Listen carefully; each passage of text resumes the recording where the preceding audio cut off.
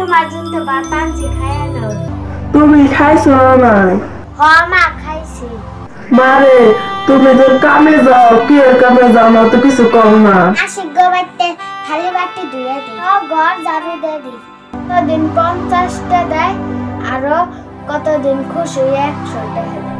ও ওই বাড়িতে কামে যাস, একটু দেখে না কাম করিস, যাতে কোনো বস্তু ক্ষতি না হয়। কোনো বস্তু যদি ক্ষতি হয় তাহলে ওই বাড়িতে তোর বাই করে দিব। আমা দেই হা হই না কাম করুম। আচ্ছা তাহলে আমি যাই কেমন, দেরি হইলে আমারে আবার কামে নিব না। তোমার বালিশের তলে ওষুধ আছে, ভাত খাইয়া খাইয়া নি। ঠিক আছে মা, দেই কেমন যাস। ও নে মা জায়গা তেলে।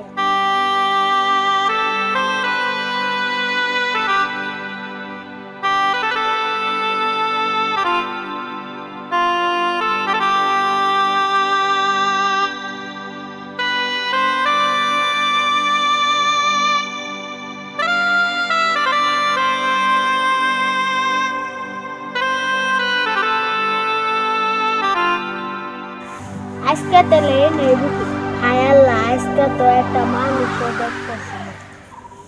ওই যে একটা সার দেখা গেছে, যাইয়া দি।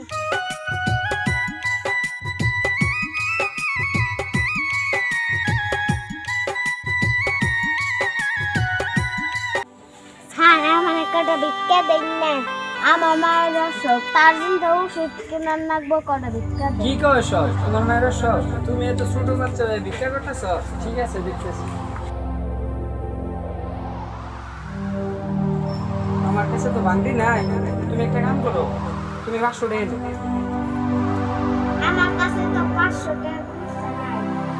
শোনো মা, আমি তোমার কাছে পয়সা ঘুরিয়েছি নাই, আমি তোমার যে পয়সাটা দিছি পয়সাটা তুমি রেখে দিও, তোমার মায়ের ওষুধ কিনে নিও।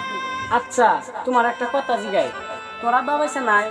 আমার মা কইছে মান লাগে না রাখিয়া অনেক দিন চুলা দিছে। তাহলে না তুমি থাকো, আমি যাইগে।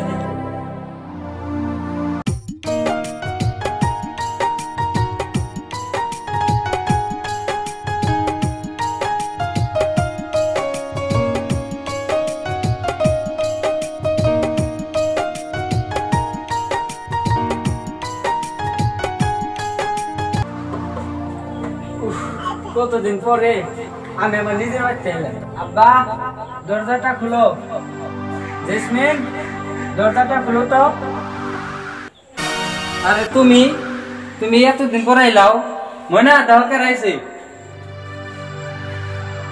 বাবা তুমি এতদিন পরে আইছো, তুমি গামে ছেড়েছো না, গাছ তুলে যে বই একটা রাইলে।